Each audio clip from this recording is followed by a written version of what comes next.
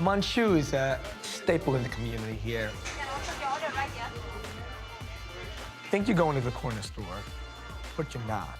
You're going basically to a takeout restaurant that is incredible. Ah. What is this place? I love it. People on top of each other. The whole community is in there. People come from all over the city. You can't describe it. Thank you. So John and you are cousins. John is a super cool guy.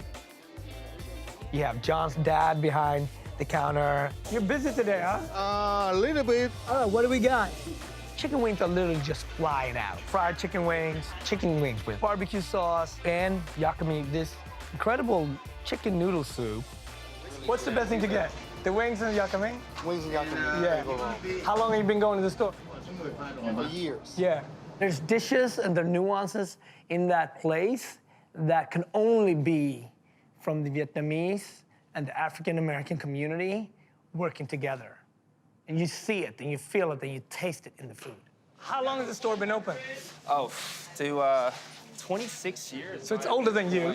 It's definitely older than me. Yeah. We just originally opened up to serve the community around here, and honestly, my parents, when they created the recipe for the chicken, like, they really didn't think it was gonna become intense like this. And it's popular, it's packed. To this day, we can't believe it's popular, you know?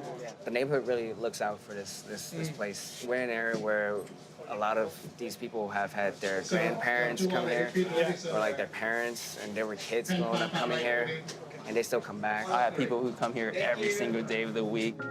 All right. Get some chicken. Chicken, definitely, and the wings, right? Yes, sir. Oh, like, you can tell he's a loco. He dive right in at the window. Eat right at the window. I'm not waiting. Way to go. I know. It's dying. This is a good lunch table. It's a New Orleans lunch table. Come on in, man. Ooh, this looks yeah. good. Yeah, man. Let's get a plate. I can taste that. It's a little bit. Coming up as a kid, you guys coming up, Yes, sir. you worked a lot in the store, I assume? My father, actually, he was born and raised over in Vietnam, Yeah. and he didn't have too much time for school, so, started from a really young age, and starting over here, too, with his own kids, my siblings and I, he got us into the flow early on. First generation Yeah. just hustled and hustled and hustled so that their kids can pursue, financially secure dreams. I'm sure leaving one place post-war and also for religious freedom, you trade that coming to America, and then it can be racial tension or poverty. It's just so many different hurdles that you got to overcome. Because we have only been here for, 4 decades? Yeah. Vietnamese people, that is. These minority communities try their best to not make waves because we're trying to just thrive. So just head down, keep working, sticking together. You don't scream out loud when you're paying your bills, You're paying your bills in silence. And you send your kids to school in silence. Wow. And when they graduate, you hope that you can make it there and you're not stuck at work because that's what your business demands of you. But any community who's come here from a harder place, this is paradise, To have the opportunity to not only open a business, but own something. And in the due process, you're contributing back to the very country that took you in. What's Vietnamese about Manchu? It's just the flavor profile. Growing up Vietnamese, and especially in this city, I don't think I've ever been privy to bland food before.